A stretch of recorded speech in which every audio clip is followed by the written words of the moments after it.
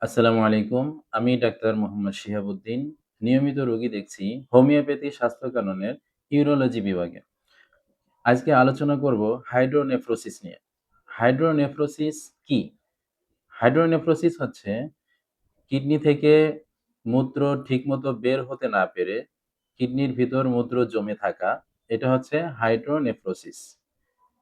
Hydronephrosis হলে কিছু লক্ষণ দেখা দেয়। যেমন কোমরের এক পাশে বা ২ পাশে ব্যথা হয়, প্রস্রাবে জ্বালা-পোড়া থাকতে পারে, প্রস্রাব কম হওয়া বা আটকে যাওয়া এবং মাঝে মাঝে প্রস্রাব একেবারেই না হওয়া। তো নেফ্রোসিস হলে অনেক সময় সংক্রমণের কারণে জ্বরও আসতে পারে। হাইড্রোনেফ্রোসিসের কারণ কি? অনেক সময় দেখা যায় কিডনির নিচে যে ইউরেটার আছে, সেই ইউরেটারে ব্লকেজ থাকে অথবা পাথর থাকতে পারে কিডনিতে। এই ধরনের কারণে বা সংক্রমণ হতে পারে। এইসব কারণে হাইড্রোনেফ্রোসিস হতে পারে। তো হাইড্রোনেফ্রোসিস হলে চিকিৎসা না নিলে কিছু জটিলতা দেখা যায়। যেমন কিডনি ফেইলিউর হতে পারে। এরপর কিডনিতে সংক্রমণ ঘটতে পারে। কিডনির স্থায়ী কোনো ক্ষতি হয়ে যেতে পারে।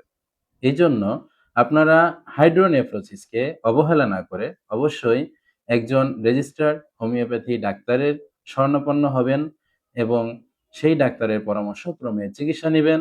হোমিওপ্যাথিতে হাইড্রোনেফ্রোসিসের চমৎকার চিকিৎসা রয়েছে। আপনারা ভালো থাকবেন, সুস্থ থাকবেন। হোমিওপ্যাথি স্বাস্থ্য কাননের সাথে থাকবেন।